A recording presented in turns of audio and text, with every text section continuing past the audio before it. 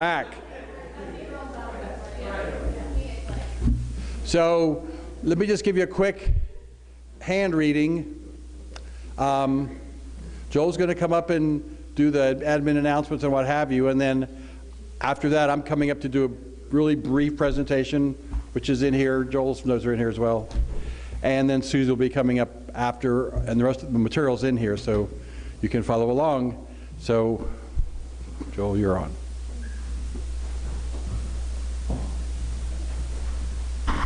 Okay, I'm going to do this in 60 seconds. Everybody pull out your program book. Everybody have it? Very good. Turn to the section. It's just after some of the notes we've had. It says WCFS 2020 events and reminders. Does everybody have a pen? Take your pen. Everybody have a pen? Hold up your pen. All right. Take your pen and circle number 6. What does the number 6 look like? It looks like what comes after 5 and before 7. All right. So you circle number 6. All right. Turn the page. Circle number 11. We got that? And circle number 16. Okay, and you can read the rest on your own, and those are the ones I really wanted you to know about. So now you've circled them. You can read them on your own time.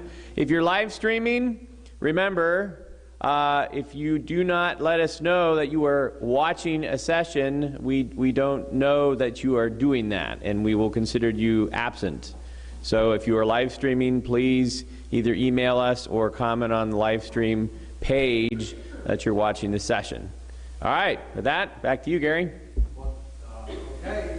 That was the briefest announcement. Did you want me to say something else?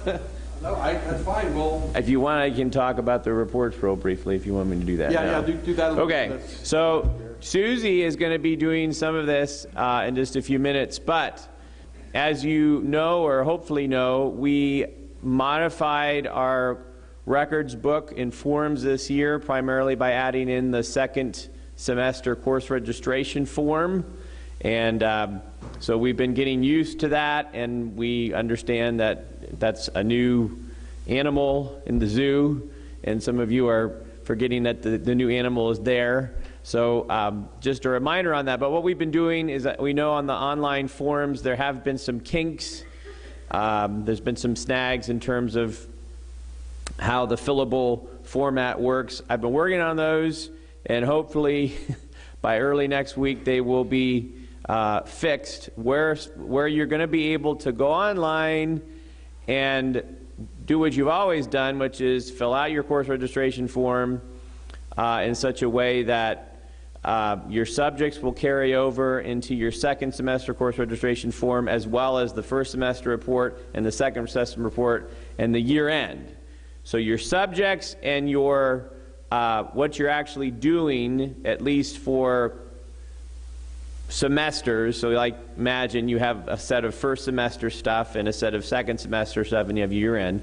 That stuff will all still be working. The only thing you will have to do potentially is if you are making modifications in the second semester on the course registration form or in your second semester report, you will have to go ahead and input that information. One of the problems we were having before is that in filling out the second semester paperwork, it was going back and changing the first semester stuff, which was not good because we don't want to mess up the record of what's already there. But the way it's going to be now is that they'll be basically not interrupting each other that way. And the other thing that we've added is, one of the things we've noticed, especially for folks in high school, is sometimes there's a need to have a carryover where you don't have enough room to put all the different courses that your child is doing. And up until now, people have had to go ahead and download a whole nother reporting book. So in order to fix that, we've added or are adding a second page to each of the course registration forms, the first semester, second semester reports, and year-end reports. So you won't have to do that. It will all be there. Now, for those of you who are like, should I be having like 12 courses every year? No, that's not what we're saying. So don't feel like you look at that and say, oh gosh, I don't know that I have anything to fill in there. You don't have to worry about it. It's just there for your convenience if you need to. So we're getting those things ironed out. Some folks had mentioned that at conference and then in the interim. So we're trying to get those resolved. So, all right, Donna, yes. Right, and those modified forms have been primarily for junior high and high school folks. So all you elementary who are freaking out saying, what? Don't worry about it. All right, Gary. Okay, just a couple more quick announcements relating to what's in the handbook. One item that's not in here is our legislative day that we had scheduled for last Tuesday was canceled due to illness and things beyond our control. So that's on your list, but it's going to be rescheduled. So if you have a student that would like to spend a day in Annapolis with me learning how to do the ropes, it's really designed for high school. As part of, we do have a government checkoff requirement for high school students, and some of the students are able to use this to check that out. Yes, ma'am. Would that be open, Christmas apart, I would love to do this. Yes. And because we're doing American Government this year. Right. And so the other high schoolers that are in our co-op would love to do that. That's a possibility. Yes, that would be a possibility. You have to talk to me about that privately. Oh, I'm sorry. Thank you. Yes, we're supposed to be repeating the questions I never remember to repeat. So the question is the legislative day open potentially to non-WCFS students? And the answer is maybe. It does depend on how many you have, but I can talk to you privately about it and be happy to have that. So in terms of when we do it, for my sakes, we needed to do it 3 weeks ago to get the benefit out of it, because you're supposed to be monitoring the legislature for me. But I'll let you know, and there's a slight possibility that we might do it this coming Tuesday, but I really don't want to do something Tuesday before a workshop, which is next Wednesday. Okay, so that's that. Secondly, thank you for that. I really appreciate it. Also, just a reminder that spring testing option is for you to consider optionally for students who aren't scheduled automatically to do it. So there's a reminder of the registration form. You can get that online as well. And to the degree available, Becky has a limited amount of time that she may be able to test some of your elementary students still this year. So let us know, let her know by letting us know. Joel said, "Why are you putting that in there? Are you trying to promote Williamsburg? Are they paying us for promoting them?" I don't know if you know this, but there's a twice a year homeschool day at Williamsburg where they give a huge discounted price for homeschoolers, and they gear a lot of the activities for homeschoolers. It's a little longer than a week in terms of the time frame, and you can buy tickets for as little as one day or for as many as a whole week. But that little flyer's in there for that reminder, and then next to it's the Expo project sheet. And I just want to remind you about the Expo. It's really a valuable thing for your children to present their work in some fashion for some project or what have you at the Expo. It's really valuable. That's why we do it. So this year, you can see on the following page, we're doing the 3 events here again like we did last year. So we're going to have a picnic and a field day and the Expo, and it was the sweetest thing last year to have all those things together. It was just relaxed and enjoyable, and I think it was even fun. Of course, maybe enjoyable counts as fun. So that's that. So before Susie came up, though, I just want to, this always is a hard session. It's a really important session for us to do this. We're trying to take great pains at recording it properly for later use for others. But paperwork, in the end, is legal property of your child. State of Maryland says that the high school transcripts of your child are your child's personal property, and we as an institution, school institution, were mandated to maintain those records for your child in the fashion that's customary for the majority of post-secondary institutions. Post-secondary institution means anything, whether it be going to the fire academy or military or college or university. So we have made a tremendous effort to make our records something that can be usable in another, kind of like a currency, sending it on to where your child may want to go next. Now, that being the case, we hear repeatedly from the very first year Becky and I were working together, we get to a home visit with a mom, and not just one mom, I mean multiple moms saying, oh, when we listen to you and Becky and you talk philosophy, it's just so wonderful and we want that. And then you get out the record book and say, let us see your work. And you just like undo everything that you just did. And I'm like, no, we're not undoing everything we did. We're saying, have a plan and did it. And do it. And by the way, present that plan in a permanent form so we can codify that you did it. And it's okay to understand that home is free-flowing in many ways, but when you're judged before God, you know what he's going to do? He's going to get a book out. He's going to show you all the stuff you did. And he's going to talk to you about those things.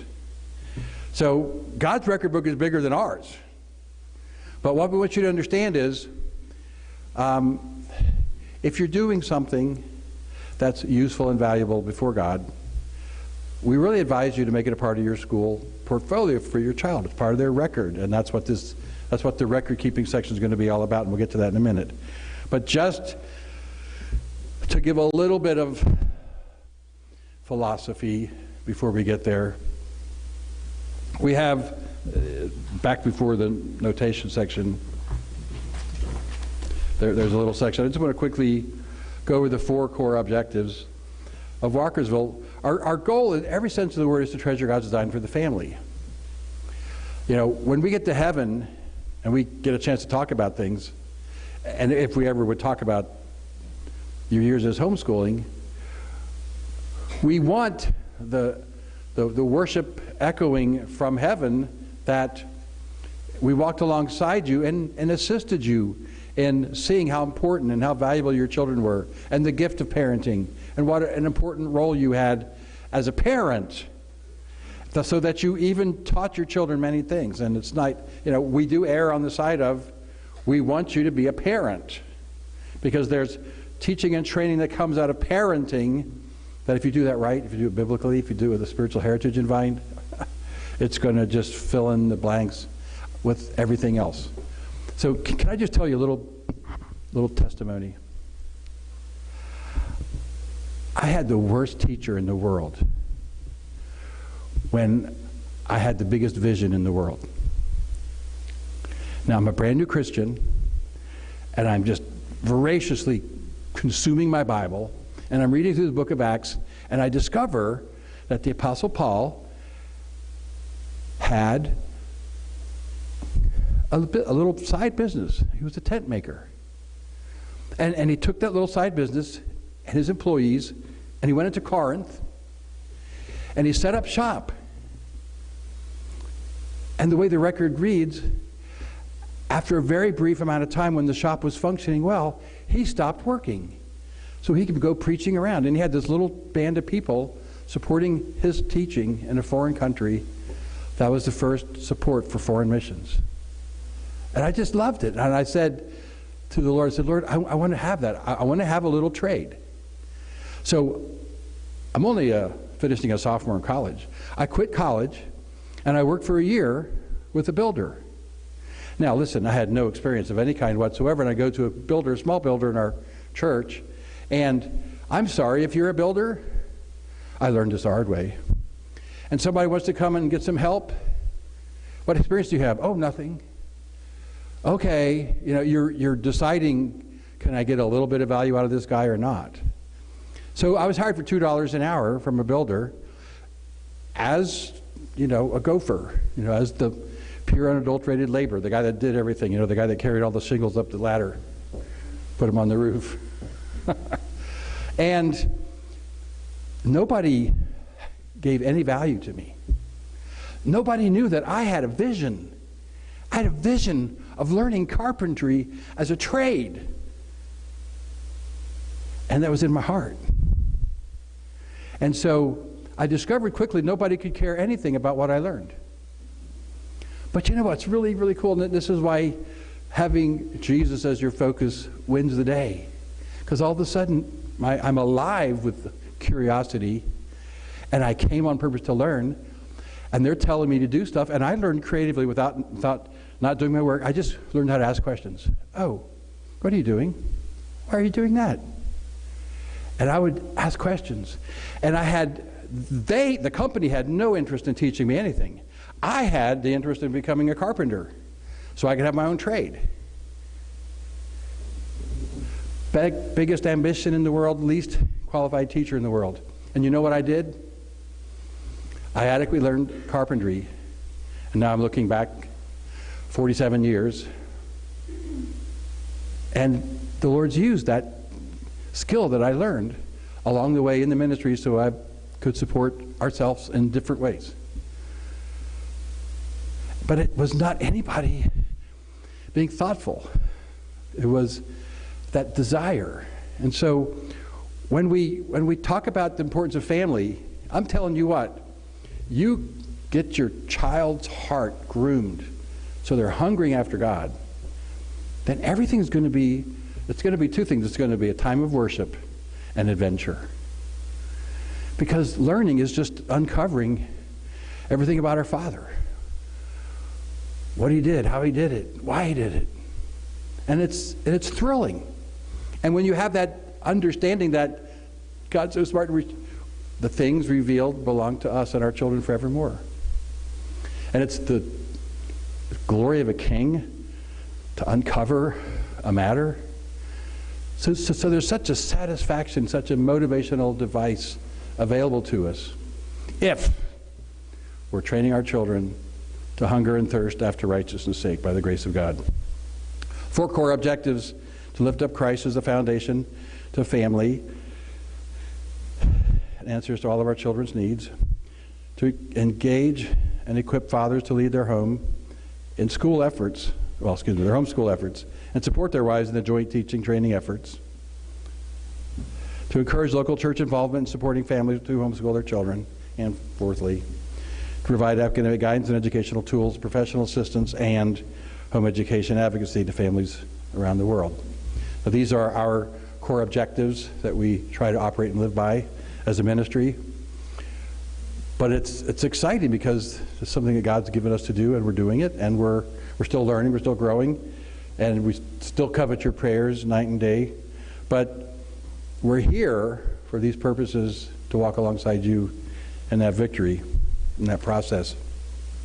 2 quick charts. You can turn the page and see the charts almost on your paper. First of all, I put it operating under God's authority.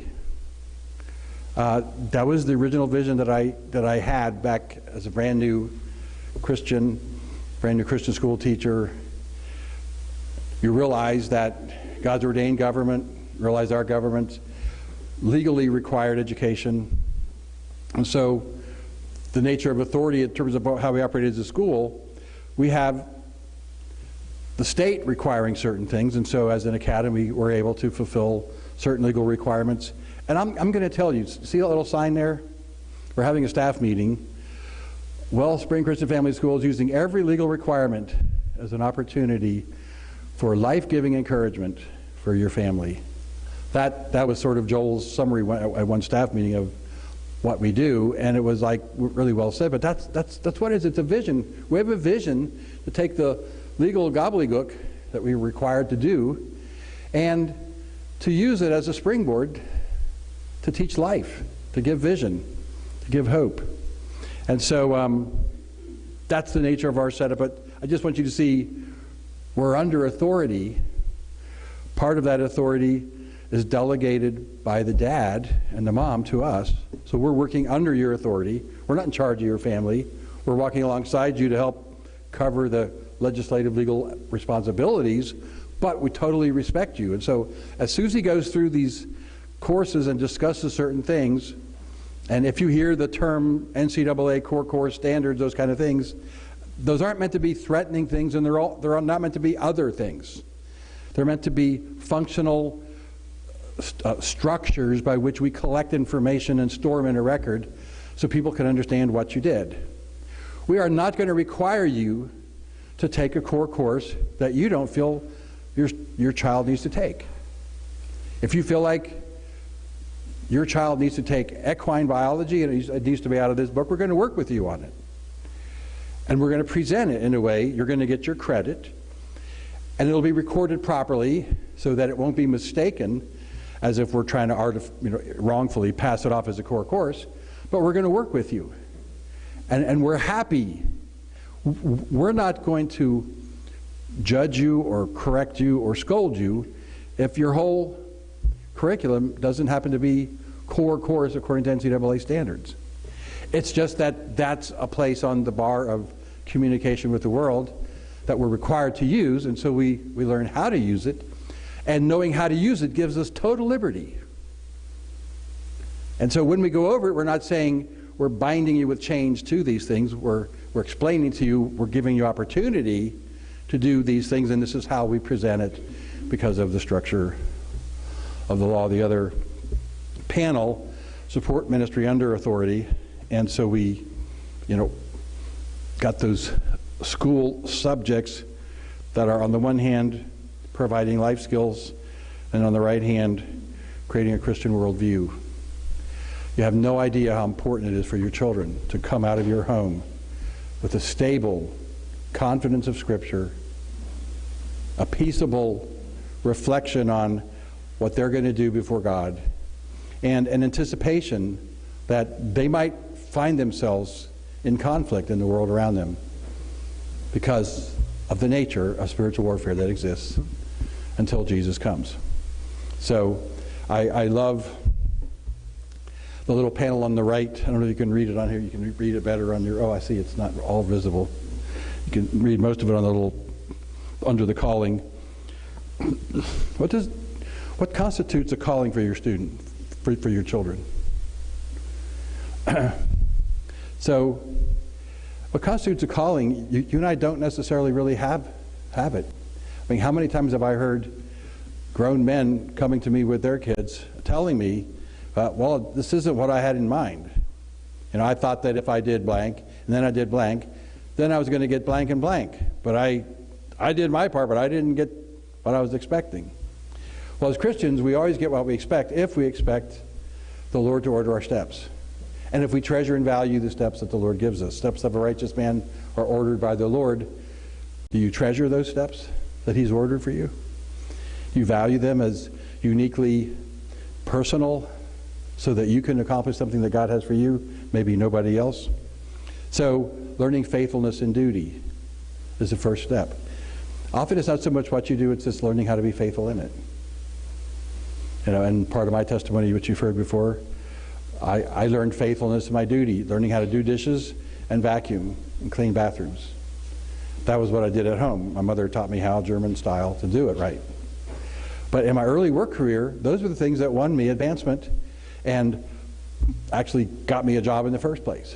There have been 2 occasions where the employer didn't want to hire me because they didn't really want to, and then I got him to let me try a little bit of work. And once he saw how I worked, he changed his mind. He really wanted me. And I realized that was just, Mommy taught me how to be faithful in little things. And I didn't like it. But it turned out to be a heritage, a blessing. Skillful in gifts. Again, like Becky said, practice makes perfect. You have to continue practicing these things. You don't just have a philosophy and say, oh yeah, I believe it. You have to live it. You have to live it in this situation. Then you got to live it in that situation, and you develop skill. And of course, that's some of the objective of educational goals across the spectrum, learning to cultivate skills. And then alert to unique opportunities. This is kind of hard to say that flatly and expect you to understand it adequately. But God's going to give you and your children unique opportunities and not going to give anybody else. God's going to give your older children opportunities the younger children aren't going to get. The younger ones are going to get opportunities the older ones never got. That's going to be different. But to pay attention, to be alert to what those opportunities are. It's more important for you to be faithful in a unique opportunity that God gave you than for you to set aside that unique opportunity for what you had in mind because you thought it was going to be better to do. But again, the little warning is I'm not talking about hallucination or whipping yourself up into an emotional frenzy and imagining, you know, some exotic idea and then thinking that was from God. You know, I'm talking about genuine opportunities. Usually you know it's a unique opportunity because your first reaction to it is no. That's when you need to get on your knees and revisit it. So, as your parent, teacher Vision 2020, it is properly focused not only for the new year, but for your lifetime. Quoting Peter again, I intended always to remind you of these qualities, though you know them and are established in the truth that you have. I think it right, as long as I'm in my body, to stir you up by way of reminder, since I know that putting off my body was soon as the Lord Jesus made clear to me. And I'll make every effort after my departure to be able to recall these things at any time. What a heritage. Homeschooling now for forever. So the continuation of the heritage goes on. That's the plan. Okay, so now Susie's coming up, and she's going to begin discussion regarding forms. And I want you to ask questions. Susie, if they ask a question, would you rather have them write the question down and wait till you're finished, or would you like to be interrupted? Okay, so you may raise your hand, and then she'll try to remember to restate your question. If not, Joe will remind her to and embarrass her in front of everybody. Okay, thank you, Susie. I appreciate it. This cup of water is for you. Okay, thank you. Okay, so before I start, I want to thank Ruth because last week I filled out all of these forms and did practice videos, and then we have been passing my computer back and forth for the course of a week. And we downloaded certain things, and I forgot to download everything that I'd filled out. So, last night, yesterday morning, I'm supposed to forward everything to Ruth, and I don't have it in my computer. And Gem that she is, and she's hiding in the room right now, Gem that she is, she went to all of the videos, copied all of the forms, and filled out everything for this morning. So I appreciate that more than she can possibly know. And then secondly, if we're gonna carry on with a Pixar theme here. This is the part of the morning where Mike Wazowski comes and he doesn't have the paperwork, and Roz slams the window down on his fingers and says, "I'm sure you've got your paperwork, Mike." And he says, "Oh, that pesky paperwork. Wouldn't it be nice if it all just fluttered away?" And she sends him back to do the paperwork. So this is the paperwork part of the morning.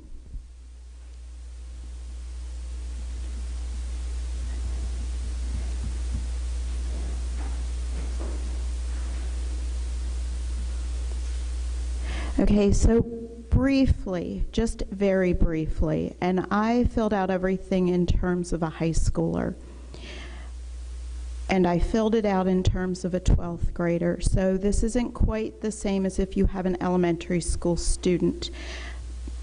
First semester course registration, because we're going to talk about this very briefly, then what the review sheet looks like, and then we'll go on to second semester course registration. What we want to ignore at the bottom of this is German 2 and statistics. So I have a 12th grade child, and these are the courses that we are taking first semester. We're being very careful to label them by the course name. So the first thing you have in that top left box is course name. So we have Old Testament studies. The text is Red Sea to the Jordan River. The publisher is Community Bible Study. We have 425 pages, and we're seeking 1 credit. This is pretty standard. It's not very exciting. We do have to adhere to those NCAA guidelines, which basically says we have certain requirements for a high school level course. We have certain requirements for a junior high course if we're seeking credit. We have certain components to fulfill. So we can call our course name English 12, but then we need to list the components. And typically a high school English credit has the grammar component, it has a writing component, it has a literature component, and those are all within that one credit, and that's what we're looking for. So we have Easy Grammar 12. Our writing component is the power in your hands, and then because we're doing U.S. history, we have American literature. We've listed our pages, we've listed our publisher, we're seeking one credit. U.S. history is pretty straightforward. We're using a Becca. The book title is Heritage of Freedom. When we come down to the fourth entry, that's chemistry. Standard chemistry means that we are doing a lab. Standard chemistry, we are looking for certain components that cover the periodic table of elements. It covers molecules. It covers stoichiometry, it covers balancing chemical equations, and then there's a lab component with that. We are using Exploring Creation Through Chemistry, that's Apologia. We have 625 pages. We are seeking one credit. Next, my child is doing German 1, and he's taking that at Carroll Community College. The course title is German 101. And really, the text is a Carroll County Community College textbook. We have health, it's a half a credit.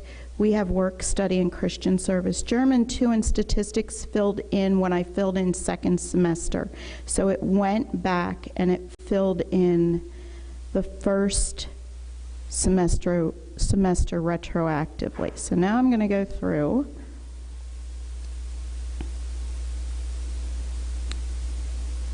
And do we have any questions about how to fill out a form? Okay. You're a smart group. I figured we didn't.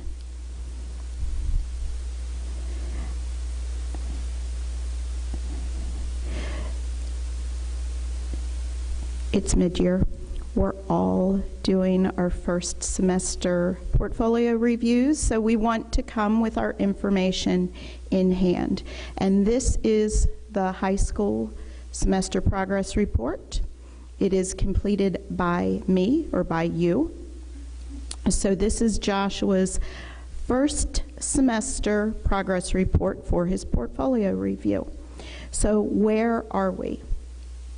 I'm looking at the left-hand column, course title, everything fills out. What's nice is if you fill these forms out correctly from the beginning, it auto-fills. So you don't have to keep bouncing back and forth and filling things out over and over.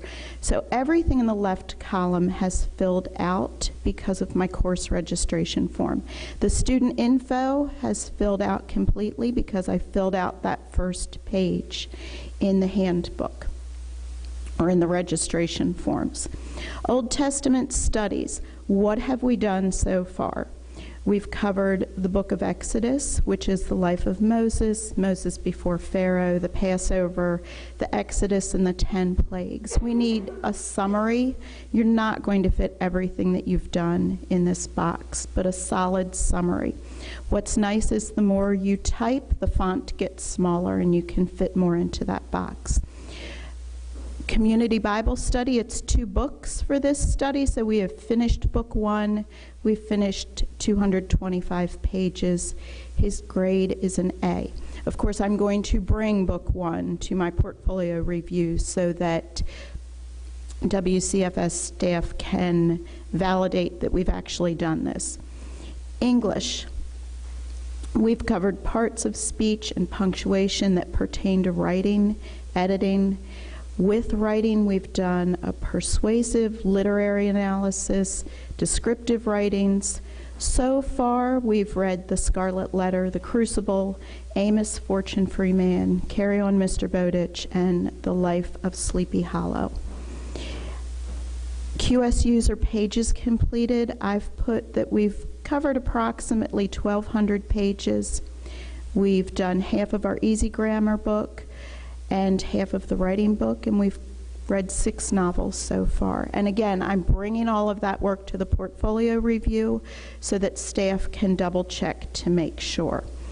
Is this pretty easy to understand so far? Okay. U.S. history. We're working in the Abeka book, Heritage of Freedom. So far, we've covered pre-colonial America, Native Americans, the founding of America, the colonial period, the Revolutionary War, the Constitution, Federalist period, prosperity before the Civil War, and then the Civil War, the causes, fightings, battles. We've covered 252 pages. We have an A. If you have a percentage grade as well, please note that not all classes have a percentage. Old Testament studies, there's not really a percentage there. But something like chemistry or U.S. history, if you're administering tests, that might have a percentage grade. For chemistry, we've done unit conversions. We've covered the periodic table of elements, not faux elements, but that was probably my typo, not Ruth's. We are balancing chemical equations. We've done Lewis dot structures, and we have covered all labs from modules 1 through 8. In our QSU page completed, we've gone through 300 pages. We've completed 8 out of 16 modules. The student has an A in this class. The student has an A in this class because he has an awesome chemistry who tutors him at her dining room table, and that would not have been me.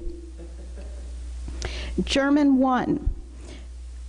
Because this was a class taken through the community college, we can simply attach the transcript from that community college.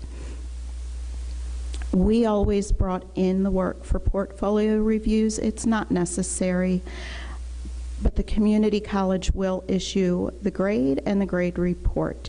So he earned a B for German 1 at the community college. Any questions about how to record that or bring those in? Okay. So we have, is that the end of the first semester report then? No. I have a couple questions about courses whenever you're ready to answer them. Okay. Last 3 things on the first semester report, and unfortunately we filled out everything. That's why you're seeing German 2 and statistics. They weren't done first semester, but the form does go back and retroactively fill in everything else. My student took health, and this was only a first semester class. High school health, Alpha Omega Publishers, Life Packs, there are 5 units. We've covered personal hygiene, fitness and food, basic first aid, various forms of health, safety, social and mental health, all from a Christian perspective. We have 5 life packs, all of the tests, and this course is completed, which earned a B. The last 2 things that we are working on first semester that will extend into the full year are the work study credit.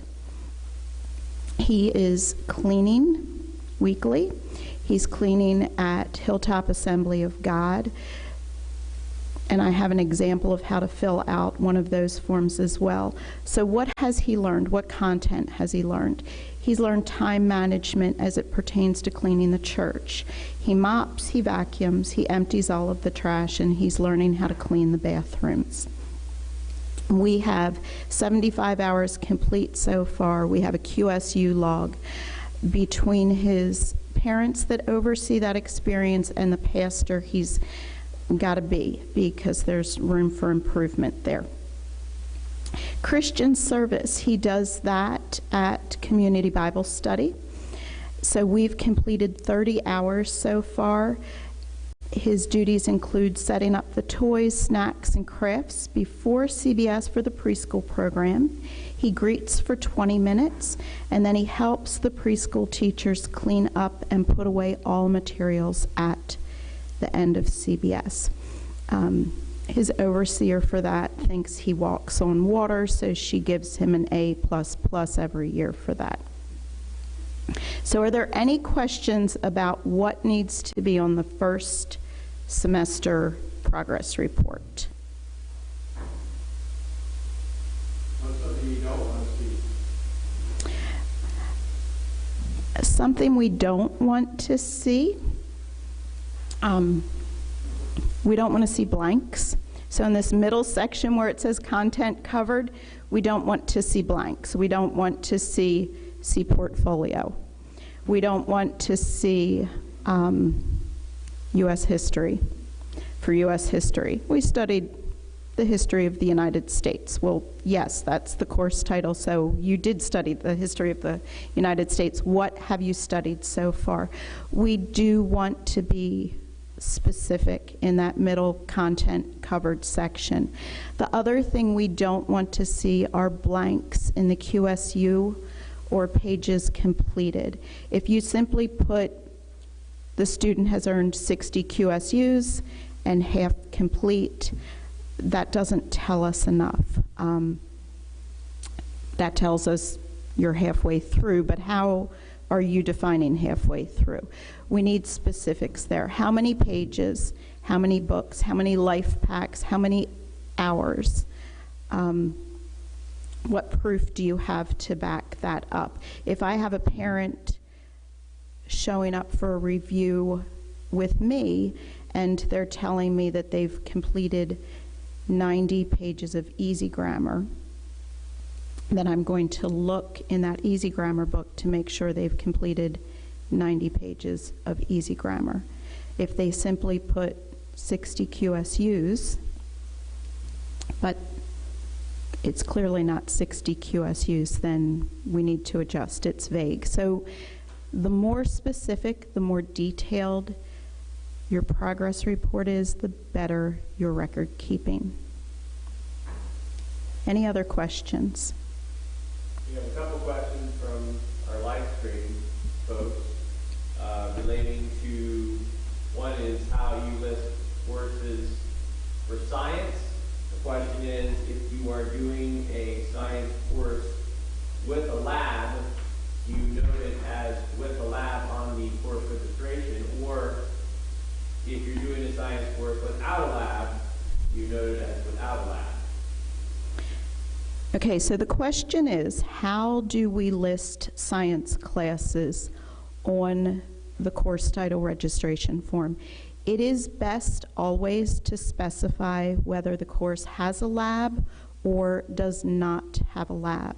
So standard high school science courses, physical science, biology, chemistry, and physics will all have a lab component to them.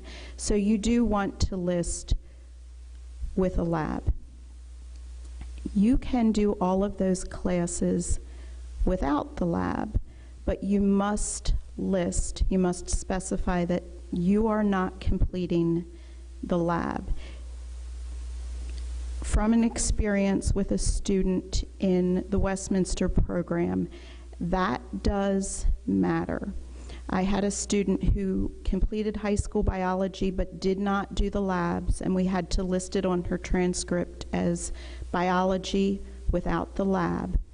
She wanted to go back into the public school, and the public school told her that she would have to retake biology because it did not meet the standard course requirement of biology with a lab.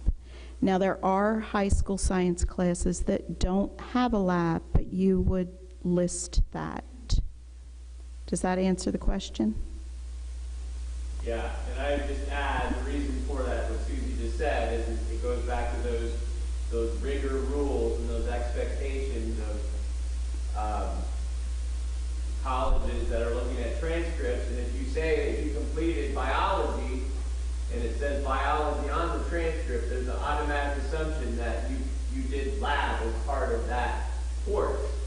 So that's why we have to be careful that if you didn't do a lab, that has to be noted, because that changes it from a core course to a non-core course as far as NCAA records are concerned. So, thank you, Susie. The next question was,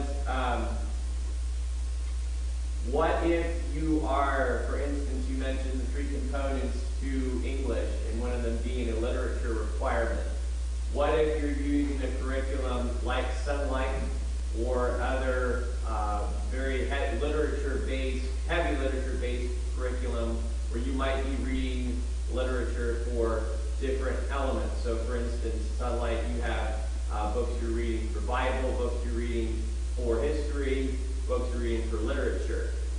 Is it appropriate, and how does it work if you're trying, can you count literature in all 3 of those subjects towards literature credit, or do you have to keep those distinct?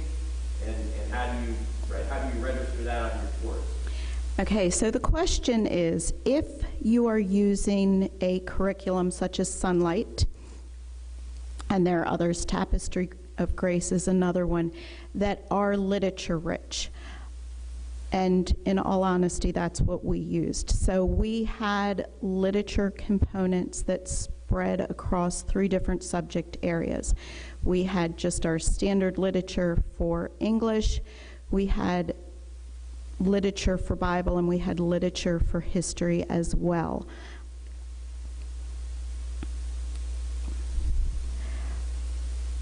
List the books. What we always did is we listed each book in its separate category. So all of our historical fiction that complemented our history, we listed that under history. The books that were just for English, we listed those with English. The books that were labeled as Bible, we listed those under the Bible component. With a true literature-rich program, sometimes students are reading between 20 and 25 true literature books in a year. Usually, I would make a note of that by saying that that's an honors level class. Colleges sometimes take that as truly an honors level class, sometimes they don't. But it does have a heavier weight than doing the standard number of literature books. And I'm not sure I'm answering this question really well. I think the main concern is they know that you can't, this is in our program, you can't get credit for doing the same work. We have something called the checkoff that might be available on some courses, but they just want to make sure they understand how that is distinguished, especially on the course registration. So I think you can answer that. Right, so you can't double or triple claim a book. I can't put down that a book that we read as a historical novel is being used in 2 different subject areas and counting double. You can only count it once. You just detail it on your course registration form. Or you create a whole different sheet of paper and you submit that as well. Any other questions? One other question is, what is the difference between a QSU reported and pages completed reported? This is always the one I struggle with. So a QSU, let's start with pages. Pages are easier. Old Testament studies. We're going to just start with the top one. We have read 225 pages. We've covered an entire book. We've done all of the work. We've been at community Bible study every week. We have fulfilled a half credit of Bible. If I wanted to translate that into QSU units instead, I would look at a couple of components. What's the teaching component? I like to explain a QSU as this. There's an educational component of every course that our students do, whether that's us teaching them or whether that's reading the information from the book before they do the actual work, whether it's the outlining method, whether it's note-taking, whether it's answering comprehension questions and preparing for a test. So there's that teaching element that every course has. And we know, especially with a course like Bible, that there is that teaching component. So for Old Testament studies, there's 2 hours a week in community Bible study where they're having that teaching component, where they're listening to a lesson, where they're sharing answers, where they're listening to what other people have to say. And then there's that component, that daily, weekly component of doing the Bible study on his own, and then answering all of the questions to come prepared. There's also a summary in the book, so that could be a QSU component as well, because that's a teaching component instead of a doing component. When we look at Christian service, which is a non-standard class, we're looking at hours. So we've logged 30 hours into the QSU log.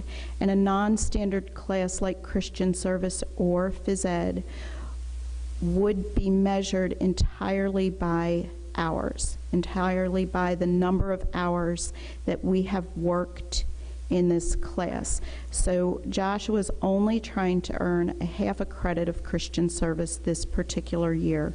He's got a half credit somewhere else. So he's got 30 hours at the midway point, 30 hours in his QSU log.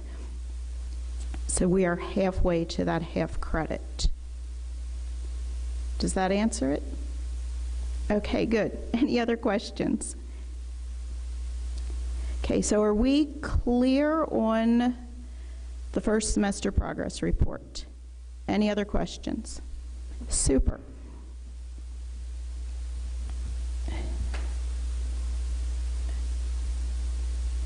Okay, so I need to backtrack to the second semester. Okay, this is the second semester course registration form, and it's already been pre-filled out.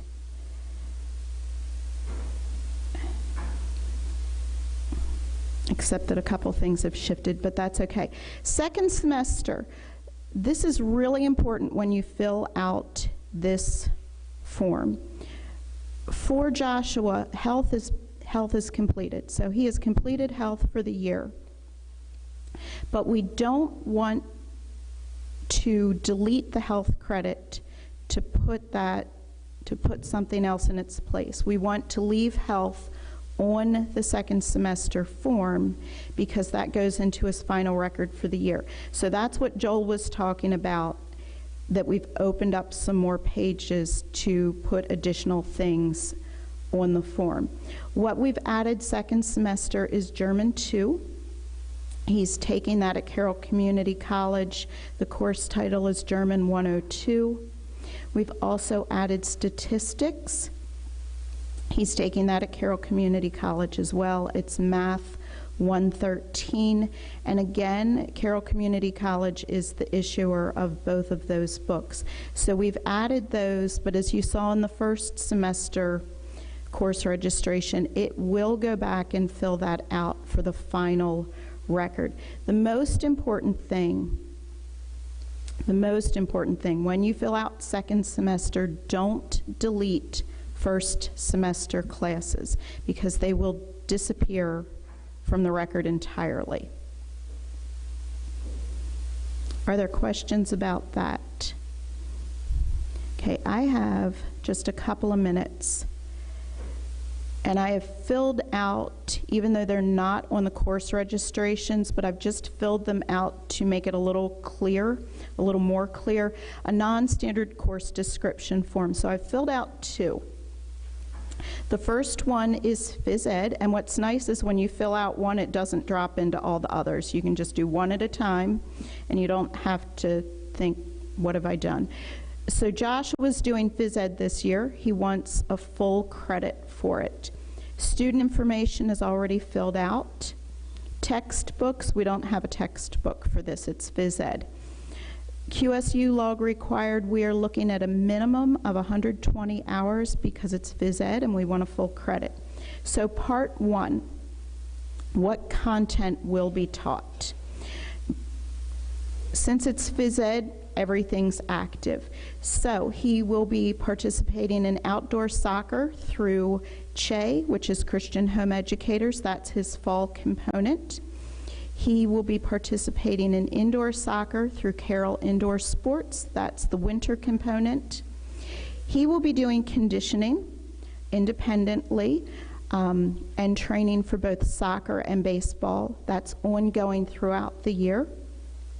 And then in the spring, Joshua will be participating in baseball through Manchester Parks and Rec. So what are the approved study methods for phys ed? Fall soccer. He has weekly practice and games under the CHE coaching staff. Winter soccer, that's just weekly pickup games. We're just recording hours. There's no training coaching component there. For conditioning, he will be jogging and sprinting. He'll be working on the footwork practice that his coaches have assigned. He'll be working on catching, pitching, and batting practice and studying the regular rules of each game. Spring baseball, we have weekly practice, games throughout the 3-month season, and all of this is under Manchester coaching staff.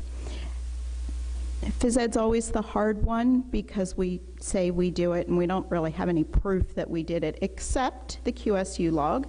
So we're diligently filling out that QSU log and we're stressing to our student, anything independently done, you need to put it in the log. So true story, one year we came for our end of year portfolio review and we had recorded I had recorded all of the games and all of the practice for all 3 of these sports and it did not equal a full credit. And my child is sitting there saying, but I did all of this conditioning, I did all of this running and practice and I went to the batting cages and I jogged but that particular child did not write everything down on a log and didn't really care to do it and ship it back up here a week or 2 later. So that child got a half a credit of phys ed that year. So have your child fill out forms. I tell that to Westminster students all the time. Fill out the forms. If you did the work, you're in high school, even if you're in junior high, fill out the forms. Just fill out that QSU log, fill out your own logs. What I liked to include all the way through with phys ed is a letter signed by the coach. Just gives validation.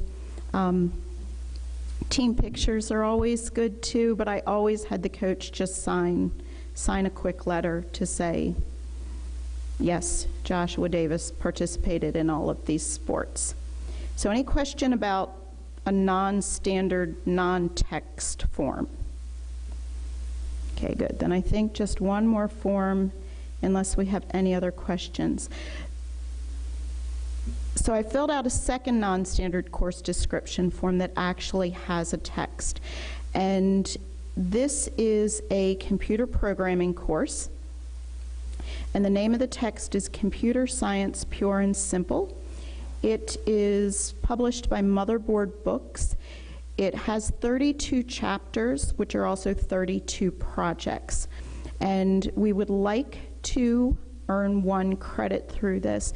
Now, this is purely non-standard in the aspect that half of the work will be hands-on and half of the work will be textbook. So the required course content, what are we teaching?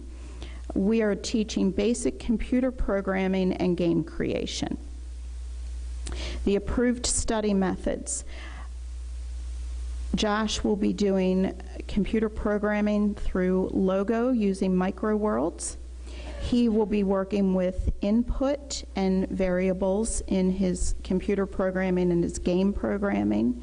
He will be working with game creation that uses a variable-based outcome and loop programming. And then what will the portfolio consist of? He has 32 chapters, so he will be taking notes from all of those chapter readings in an outline format.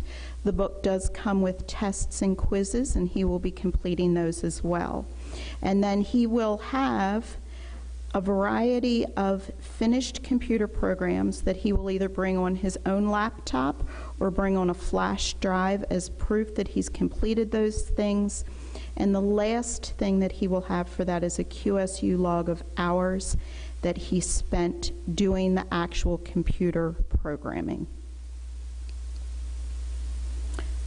Are there any questions about how to fill this out? Super. Then I think this part's finished. I don't have anything else to say. Yes? Nope, we're done. Did you want to quickly go over work study? I did not go over work study. I can do that That's right, yeah. Let's do work study. because I have filled out those pages. Okay, so work study. I can do work study and Christian service. I have filled out the work study request for approval. I've done all of this ahead, well, Ruth has done all of this ahead of time so that you're not watching me type things. Ruth's not available for the rest of you, sorry. No, sorry, Ruth's not available for the rest of you. Okay, so for Joshua's work study request for approval, again, all of his student information is filled in completely because I did that correctly on that first student information page. Title or position that you will hold is church cleaner. It's not very glamorous, but that's what we're doing. Total hours you plan to work, this will probably be more than 120 hours, but we're only going to seek 1 credit. Approximate schedule. Actually, it's every other Sunday for 2 hours, Sunday evening after evening church, and then Thursday afternoons for 4 hours. We are starting September 1, 2019. We will be finished this credit by April 30th, 2020. Name of the company or sponsoring group would be Hilltop Assembly of God. His supervisors are Pastor Puckett and Mom. The supervisor's phone number, of course, isn't accurate there, but you would put the supervisor's phone number. The address of the sponsoring group is filled in as well. Again, we want as many details on these as possible. So I had Josh write, what responsibilities will he have? I will be responsible for weekly vacuuming, mopping, trash removal, and toilet cleaning. I will be expected to complete extra cleanings after special events. I will be trained how to dust, clean glass surfaces, kitchens, and full bathrooms as part of my training. Should it be necessary that I must clean the entire church on my own, which he did last year because I poked my eye with the Christmas tree and scratched my cornea. What new skills do you hope to gain? Well, of course, a teenage boy isn't really hoping to gain any new skills from cleaning the church. This was the necessary evil of the job that his mom had taken on. Apparently, I'm going to learn the proper way to clean things the first time to the satisfaction of my supervisors so that he doesn't have to go back and do it a second time. Time management. I must follow my mother's work and get a room ready before my father comes to finish the more difficult tasks. Those were the skills that he hoped to gain. He actually did a really good job with this. And it was not his choice. It was our choice, and we couldn't have cleaned the church without him. The supervisor's report, the evaluation of work study, is then done by the supervisor. That can be filled in at the end of the year. Any questions about work study? Can I just come up and make just a couple comments on those? Absolutely. What form do you want? This is fine. So just, I made this comment at Roxbury, and I make it again because it just is, and I think Susie will agree with me as an administrator. First of all, work study and Christian service, in my opinion, those are like the coolest classes in the whole program, because it's like this is where your students get to go get the life experience that's available to them, and or that they get to have available to them based on what, as Susie said, you're doing. And it just really goes into the idea of having your children be able to be involved in what you're doing, or be able to pursue things that are available to them. And one comment is, one of the reasons why we developed the work study, as Gary and I were just talking about yesterday, this isn't just simply something that's, you know, fun for your student to do. For one thing, we have an obligation to develop a work study anytime you have a minor who's actually trying to work in some sort of actual official capacity. So if, you know, in order to satisfy the fact that you have someone working a particular number of hours, we're giving, you know, sanction to that in terms of actual educational benefit, okay? So that's one aspect, but the other aspect is, again, to give credit where credit's due for life experience that they're gaining. So keep that in mind. The one bummer thing about work study and Christian service as an administrator, I see more incompletes for these courses, which are usually the ones the students had the most fun completing and getting done. And the only reason that they're considered incomplete is because the paperwork wasn't filled out on them. And I know that's always such a bummer. But the bottom line is that there are 3 components to the Christian service and to the work study. And if we don't have all 3, it doesn't matter how many bazillions of hours the student actually put into the study or to the Christian service. We can't put the grade and the credit on the transcript without it. So I said this at conference, you hear it a lot, but I'll reiterate it again. Those 3 components are the application. The application should be submitted to us prior to the study. Now, there are situations where perhaps you didn't realize the opportunity was coming up until it's coming up, or then you realize, oh, wait a minute, we could have gone and done something, you know, and so we are willing to work with you on that. But bottom line is that application should be coming in with your course registrations, or at least prior to work study happening. At the end, you have the 2 reports. You have the evaluator's report, supervisor's report. Please reiterate to your evaluator the importance of everything being filled out on that report. It is absolutely worthless for an evaluator to write on the report, "Good job, have a nice life," with no grades and no hours. And we get reports like that back, and it's like, what are we supposed to do with this, okay? So just clearly communicate to them that, you know, you'll be shot if they don't fill out this form correctly. Anyway, so bottom line, we need that. And then finally, student report. And that's the one that's always the hardest to get from some students, because a lot of your students are high school students, obviously, and they're busy and they're working on all the other things, and the last thing they want to do is write another report. And we understand that. But here is the whole point of the student report. It's not because all the rest of us in the office said, oh, we just think there's something else that these kids need to do. No. It's summed up in one word: reflection. That's what the point of the report is.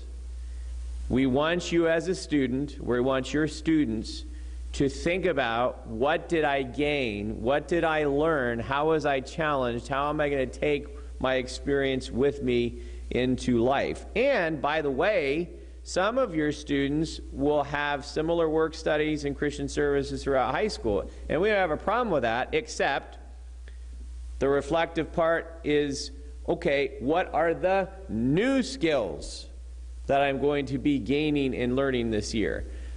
That's a qualification for when you're going to be doing a repeat, as it were, of a work study or Christian service that you did the year before. It's okay if you're gaining some new skills and you can demonstrate proof of that. But bottom line is, we want to see that a report is supposed to be a minimum of 2 pages, but the bottom line is, are you demonstrating to us that you actually, thought about what you learned and what you've gained? And then the last comment I'll make is sometimes people have a hard time coming up with, well, what do I count as work study and Christian service? I hear this a lot.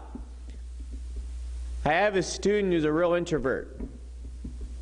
I don't know what to do with them for Christian service because it's just like they don't go on missions trips.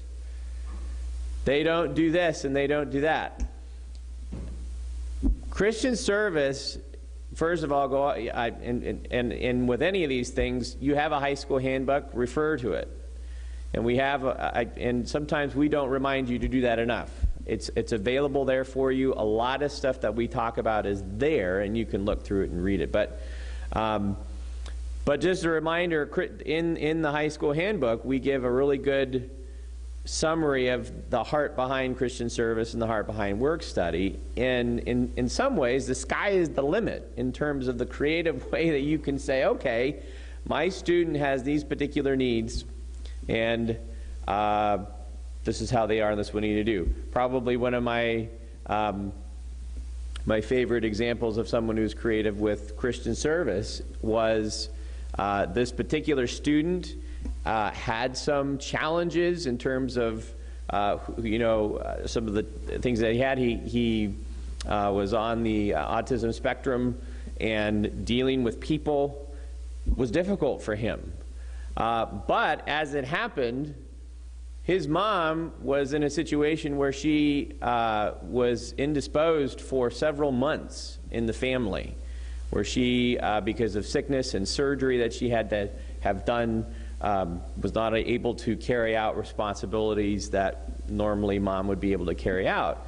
And the son, for that duration of time, had actually stepped up to the plate, and actually managed the household and helped his mother with a lot of those different day-to-day responsibilities. So that's an example of Christian service, okay? So I'm just saying there's an example where there was a need for ministry within their own home based on their circumstances, and we validated their Christian service in that situation. Now, the counter to that, we also had a parent once who wanted to get Christian service for someone in working in their business, in their home business. Now, we worked with them on how we could try to, modify that, but the bottom line is the big element between Christian service and work study is the service element.